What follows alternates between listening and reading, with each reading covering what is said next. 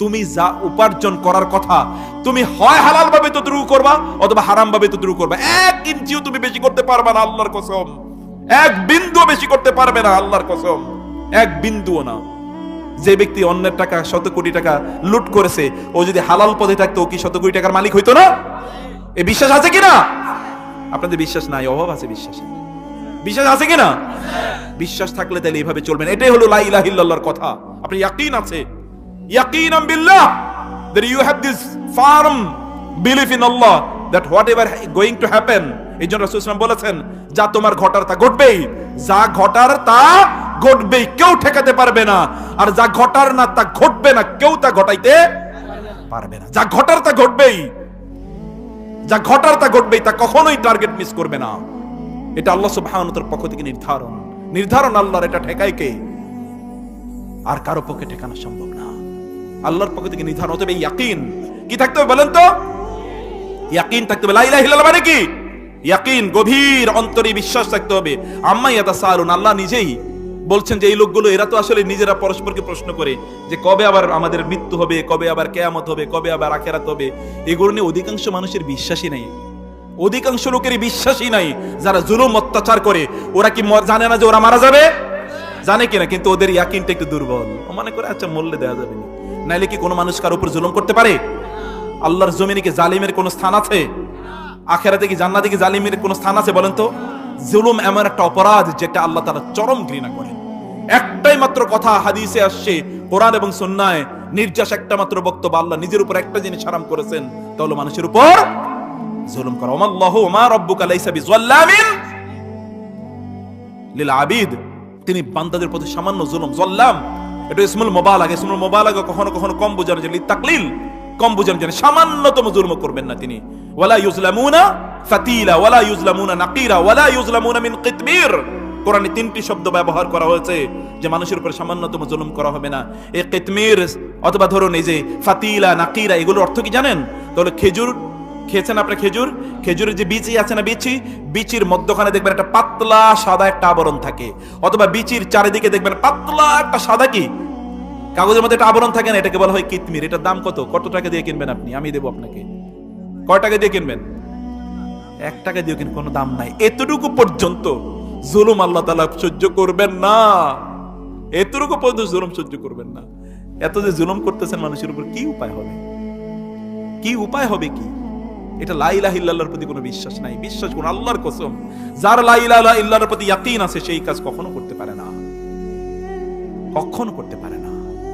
আপনি তো তটস্থ থাকবেন, আপনি তো তটস্থ থাকবেন প্রতি মুহূর্তে যে আমার কি হয়, কি হবে, আমার কি হবে।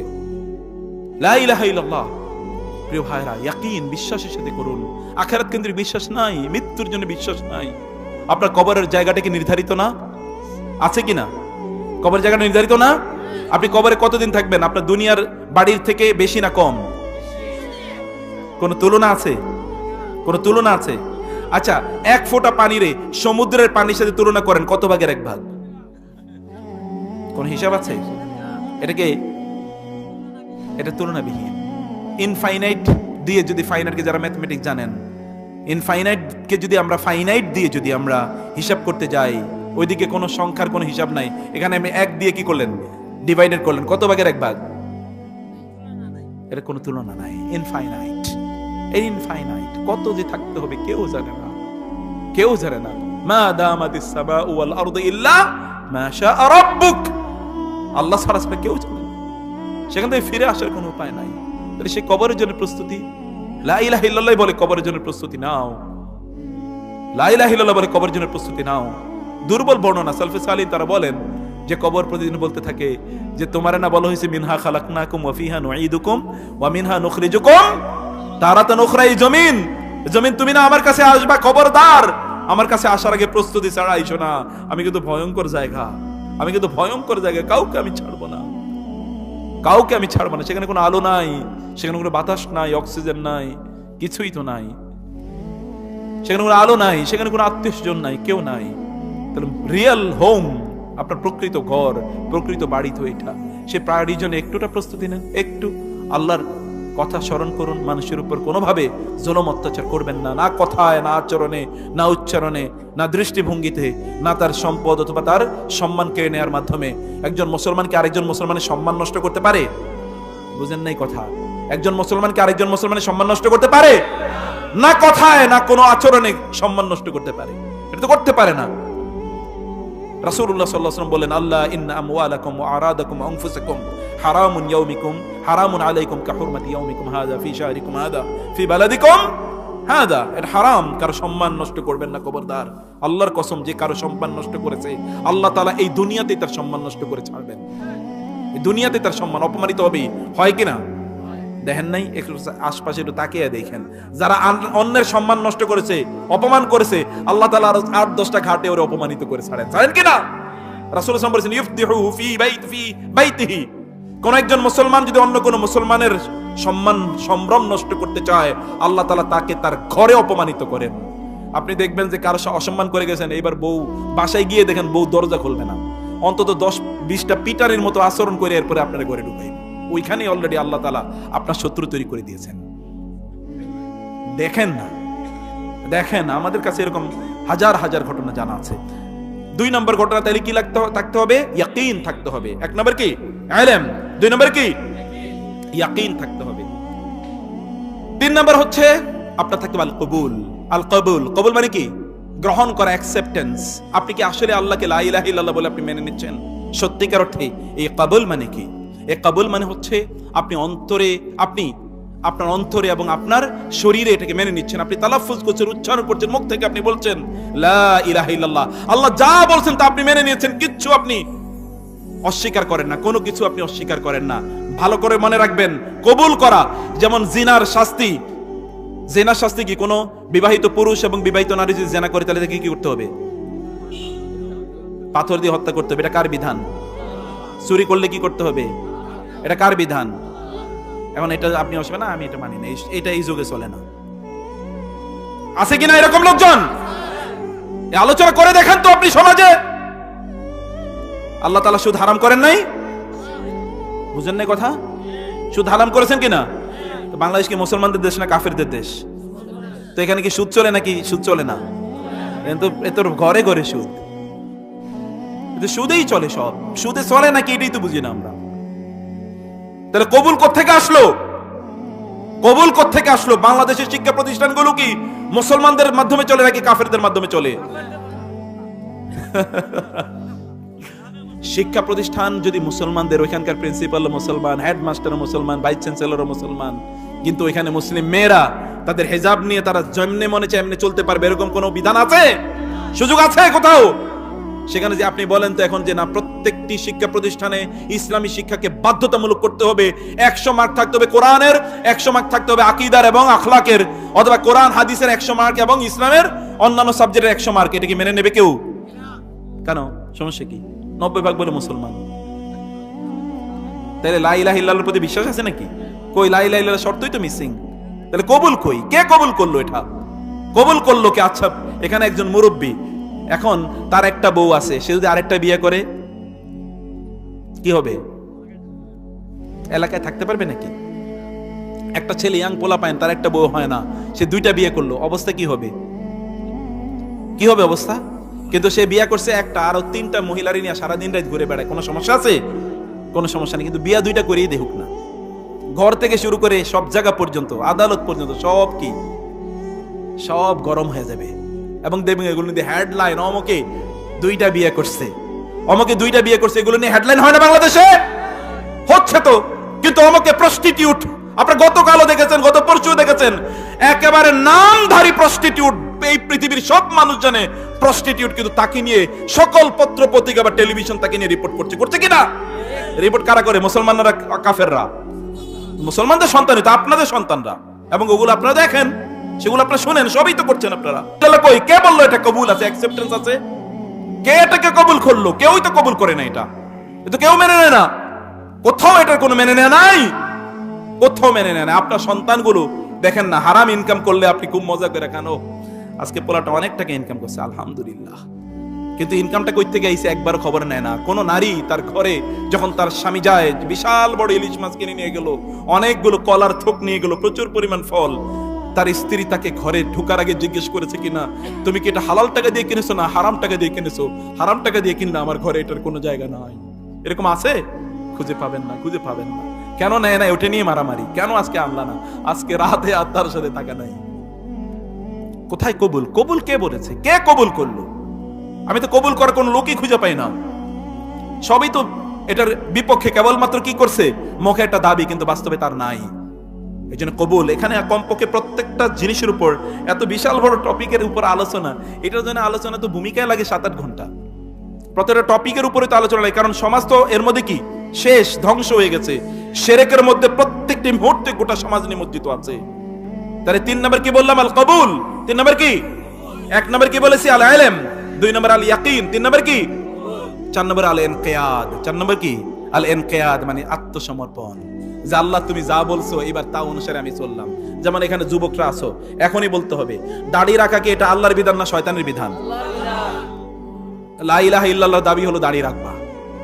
এখন এই আলোচনার পরে দাড়ি রাখবে এরকম 1-2 জন হাত তোলো তো দেখি। সবার তোলার দরকার আমি জানি। মাশাআল্লাহ, আলহামদুলিল্লাহ, এই যে 2 জন, আল্লাহ আল্লাহ তুমি হাতগুলো কবুল করে নাও আল্লাহ। যারা রাখছেন মুরব্বী আপনাদের বলতে হবে, যারা রাখে নাই এরকম 1-2 জন আমি দেখতে চাই। যারা রাখো নাই এরকম 1-2 জন হাত তোলা। সবার যে আমার এই কথার মধ্যে ইমপ্রেসড হয়ে যিনি রাখবেন না তার হাত তুলে আল্লাহর সাথে নেফাকি করার দরকার নাই। সত্যি রাখবেন এরকম 1-2 জন হাত তোলেন তো, সত্যি রাখবেন। মাশাআল্লাহ, দেখেছেন? আল্লাহ তুমি হাতগুলো কবুল করে নাও। এটা লা ইলাহা ইল্লাল্লাহর দাবি। প্রিয় ভাইরা, বিশ্বাস করুন আল্লাহর কসম, এটাই লা ইলাহা ইল্লাল্লাহর দাবি। আল্লাহ তুমি এতটুকুর কারণে এই মানুষগুলোকে আল্লাহ তুমি কবুল করে নাও, তাদের অন্তরটা তুমি সাফ করে দাও আল্লাহ। আল্লাহ তাদের অন্তরটা সাফ করে দাও। প্রিয় ভাইরা, ইনকিয়াদ মানে হচ্ছে আল্লাহ বলেছেন, অতএব আর কোনো কথা নাই। বলেছেন কে? রব বলেছেন। আপনার রব কি আপনার জন্য কল্যাণ চান না অকল্যাণ চান? তিনি কি আপনাকে মারার জন্য, হত্যা করার জন্য সৃষ্টি করেছেন? তিনি কি আপনাকে ভালোবেসে সৃষ্টি করেন নাই? আপনার মতো একটা মানুষ এই পৃথিবীতে খুঁজে বার করুন তো, একটাও আছে কি? আপনার মতো একটা সৃষ্টি, মানুষের মতো আরেকটা সৃষ্টি খুঁজে বাইর করেন তো। আল্লাহ তাআলা জান্নাত তৈরি করে রেখেছেন আপনাদের জন্য না? এবং তার নিজের হাতে, তিনি নিজের হাতে, রাসূল সাল্লাল্লাহু আলাইহি ওয়াসাল্লাম বলেছেন আল্লাহ তাআলা প্রতিদিন জান্নাতের দিকে তাকান এবং বলেন তুইবি লি আহলিকে জান্নাত, তুমি আরো সুন্দর হও, আরো সুন্দর হও, কারণ এখানে আমার ভিআইপি লোকেরা বসবাস করবে। প্রতিদিন এই জান্নাতটাকে তিনি সাজাতে থাকেন। ইউযায়্যিনুল্লাহু আযজা ওয়া জাল্লা জান্নাতাহু কুল্লা ইয়াউম। সহিহ হাদিসে এসেছে আল্লাহ তাআলা প্রতিদিন তার জান্নাতটাকে জান্নাতীদের জন্য সাজাতে থাকেন। সাজাতে, ইউযায়্যিনু, যায়্যানা ইউযায়্যিনু, beautification. Allah is beautifying, decorating his Jannah for the residents of Jannah. জান্নাতের জন্য প্রতিদিন তিনি সাজান। আল্লাহ যদি সাজান তাহলে কেমন সাজাতে পারেন চিন্তা করে দেখেন। আল্লাহ সাজানো কি সাধারণ মানুষের সাজানোর মতো? আপনার কি আছে সাজানোর? আর তিনি তো সবকিছুর মালিক। এই জন্য তার কাছে আত্মসমর্পণ করেন। তিনি যে কি রেখেছেন বিশ্বাস করুন। এই দিনের মধ্যে যে কি সম্মান আছে, এই দিনের মধ্যে যে কি প্রশান্তি আছে, এটা যে দিনের মধ্যে আসে নাই, সে ছাড়া কেউ কোনোদিন উপলব্ধি করতে পারবে না। সে কোনোদিন উপলব্ধি করতে পারবে না। এই জন্যে আপনি লা ইলাহা ইল্লাল্লাহ চতুর্থ যে দাবি আল ইনকিয়াদ, আল্লাহর কাছে আত্মসমর্পণ করা। আল্লাহর কাছে আত্মসমর্পণ করেন, আল্লাহ তাআলা আপনার সব অশান্তি দূর করে দেবেন। শান্তি তো চান আপনি।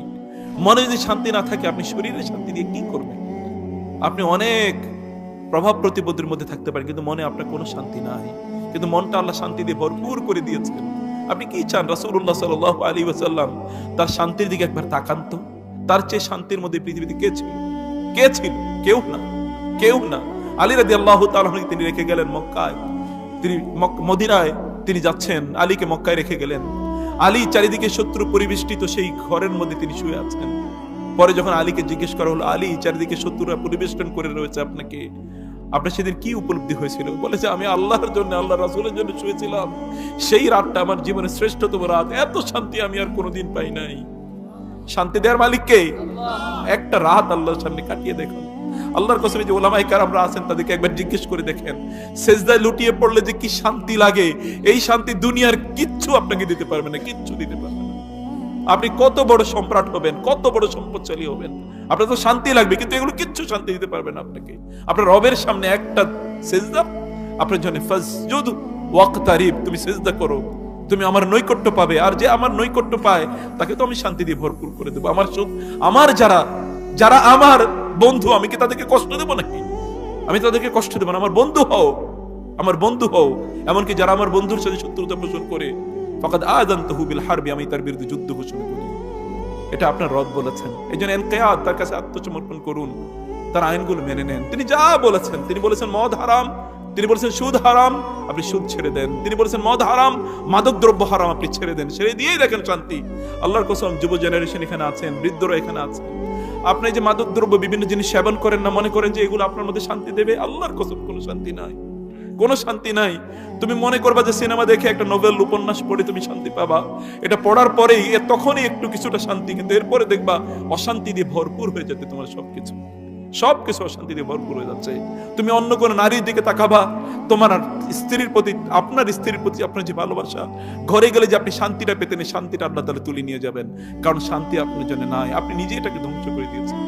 হালালের মধ্যে শান্তি আছে, হারামের মধ্যে কোনো শান্তি নাই, কোনো শান্তি নাই হারামের মধ্যে। সব শান্তি আল্লাহ হালালের মধ্যে দিয়ে দিয়েছেন।